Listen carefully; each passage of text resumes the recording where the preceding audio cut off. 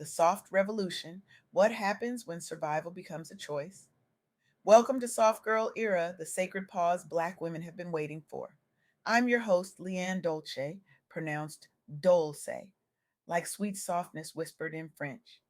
I'm your guide from burnout to boundaries, from doing to being, from strong to soft and loving every second of it. Recently, I had the privilege of sitting down with Keitha Higgs, a woman whose life reads like a masterclass in resilience without hardness, wisdom without bitterness, and power without pretense. Keitha has spent decades navigating the kind of losses that make you question everything, the kind of betrayals that could easily justify building walls around your heart, and the kind of grief that whispers, maybe it's safer not to feel at all. But here's what makes her extraordinary: she refused that narrative. She chose a different ending, and in doing so, she's become a living example of what it means to survive without surrendering your softness, to heal without apologizing for your boundaries, and to build a life that honors your worth even when the world tried to convince you otherwise. Her impact isn't loud or performative, it's quiet, intentional, and deeply transformative. And today I want to share the insights from our conversation because they will change the way you think about strength, healing, and what it really means to choose yourself. Let's start here. Resilience is not a personality trait you're born with, it's a practice. It's a choice you make every single day, sometimes every single hour, to not let what happened to you become the final word on who you are. We live in a culture obsessed with the comeback story. We love the montage, the transformation, the moment when the underdog rises. But we don't talk enough about what it actually takes to come back. We don't talk about the mornings you wake up and the grief is still sitting on your chest like an uninvited guest. We don't talk about the moments when bitterness feels easier than hope. We don't talk about how exhausting it is to rebuild yourself more than once, to keep choosing forward motion when everything in you wants to collapse. But Kaitha does. And so do the women whose lives remind us that pain does not get to write the ending. Think about Maya Angelou for a moment. Her early life was marked by instability, trauma, racism, and repeated personal losses that could have easily narrowed her future into something small and silent. But instead, she chose self expression.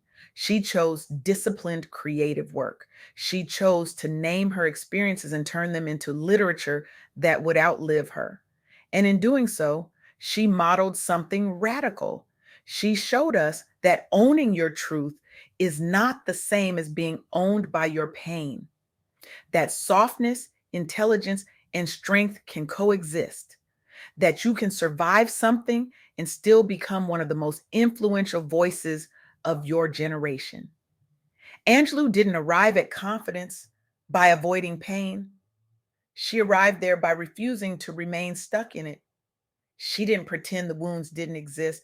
She just refused to let them define the rest of her story. And that's what Kaitha has done too.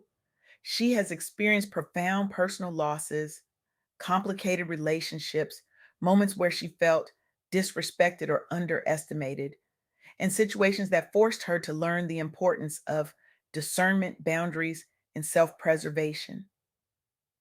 And through all of it, she continued building her life, caring for the people she loves, pursuing success, and refusing to allow painful experiences to make her bitter or powerless. That's resilience, not the kind that makes you hard, the kind that makes you intentional. Now let's talk about boundaries. Because if there's one thing Keitha made crystal clear, it's this: self worth requires boundaries and discernment. Protecting your peace, trusting your instincts, and walking away from what dishonors you is not being difficult. It is an act of self respect. And I know some of you needed to hear that because somewhere along the way, we were taught that being a good woman means being accommodating, that being loving means being available, that being soft means being silent. And that's a lie, a dangerous, soul crushing lie. Viola Davis has spoken openly about growing up in poverty and facing deep insecurity and hardship early in life. Those experiences could have reinforced shame or silence, but she chose a different path. She pursued acting with discipline. She used her platform to speak honestly about pain, identity, and the complexity of healing. Her openness about struggle reinforces the idea that strength includes vulnerability, not denial, that you don't have to pretend everything is fine to be worthy of respect. Davis didn't arrive at confidence by pretending everything was fine. She arrived there by refusing to shrink herself to keep peace with what hurt her. She stopped making herself smaller, quieter, more agreeable just to avoid conflict or rejection. And in doing so, she became one of the most acclaimed actors of her generation, a visible example of Black excellence built through endurance rather than ease. And that's the work, isn't it? Learning to stop giving other people the authority to determine your worth, learning to trust what you see and feel, learning to create stability for yourself and your family, even when the world around you feels unstable. Keitha told me that one of the most important lessons she's learned is how to stop shrinking herself to keep peace with what hurts her. And I felt that in my chest. Because how many of us have done that? How many of us have made ourselves smaller, quieter, more agreeable just to avoid conflict or rejection? How many of us have swallowed our truth to keep someone else comfortable? But here's what Keitha knows now, and what I want you to know too. You can be loving, feminine, compassionate, and still highly selective about what you allow into your life. Healing and self respect are not opposites, they are partners. They are two sides of the same sacred coin. And that brings me to the third lesson. Your past can shape you without owning you. Oprah Winfrey has spoken about childhood trauma, instability, and repeated experiences of being underestimated and misunderstood. Those experiences could have become the story of her life, but she refused to let them define her. She built a career around honest conversation, emotional intelligence, and purposeful self mastery. Over time, she made choices that reflected discernment, including protecting her voice, her platform, and her peace. Winfrey's life demonstrates that pain can be transformed into leadership, empathy, and wisdom, that your history can inform your purpose without limiting your destiny. She rose from a difficult childhood to national and global prominence, carrying with her a deep understanding of what it means to be both wounded and resilient.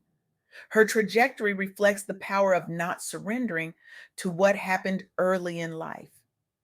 And that's what Keitha embodies. She has lived through loss, disappointment, betrayal, and grief. And she has chosen over and over not to let those experiences own her. She has turned survival into something sacred. She has built a life that honors her worth. She has become a woman who knows that adversity can change you without destroying your softness. Because that's the thing about resilience. It's not about becoming hard. It's not about building walls so high that nothing can touch you. It's about becoming discerning. It's about learning to protect your peace without apologizing for it. It's about understanding that you can be soft and still have boundaries. You can be compassionate and still say no. You can be loving and still walk away from what dishonors you. Keitha's triumph is not that everything in her life became perfect, it's that she kept choosing to move forward. She learned how to trust her instincts. She learned how to create stability for herself and her family. She learned how to stop letting painful experiences make her bitter or powerless. And that's the kind of resilience that changes lives. That's the kind of resilience that doesn't just survive, it transforms. So here's what I want you to take away from this conversation. First, resilience is a practice, not a personality trait. Surviving betrayal, grief, and disappointment does not mean becoming hard. It means choosing over and over not to let pain define your future. Second, self worth requires boundaries and discernment. Protecting your peace, trusting your instincts, and walking away from what dishonors you is not being difficult. It is an act of self respect. Third, your past can shape you without owning you. Painful experiences can build wisdom, emotional strength, and purpose, but they do not get to decide your ending. And finally, healing and self respect are not opposites. You can be loving, feminine, compassionate, and still highly selective about what you allow into your life. But here's where I want to leave you, not with a gentle reminder, not with a soft suggestion, but with a challenge that will require you to look yourself in the mirror and ask a hard question. What boundary have you been avoiding? What truth have you been swallowing? What part of yourself have you been shrinking to keep peace with something that dishonors you? Because here's the reality: you can listen to this talk, nod your head, feel inspired, and go right back to the same patterns that are draining your soul. Or you can decide right now that survival is no longer your ceiling, that softness is not weakness, that choosing yourself is not selfish. Set one boundary you have been avoiding and honor it fully. Stop shrinking yourself to keep peace with what hurts you. Start choosing the people, spaces, and habits that protect your dignity. Because you deserve to live in your soft girl era. You deserve to rest without explanation. You deserve to say no without guilt. You deserve to be soft in a world that taught you survival. Keitha Higgs reminded me of that. Maya Angelou, Viola Davis, and Oprah Winfrey remind us of that. And I'm reminding you of that right now. Your story is not over. Your pain does not get to write the ending.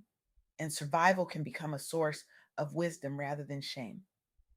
So take a breath, set that boundary, and step into the life you've been building all along. Not because it's easy, but because you are worth it, because your peace is sacred, because your softness is power, and because the world needs more women who refuse to break, even when life gives them every reason to. This is your invitation. This is your permission. This is your moment. Now go claim it.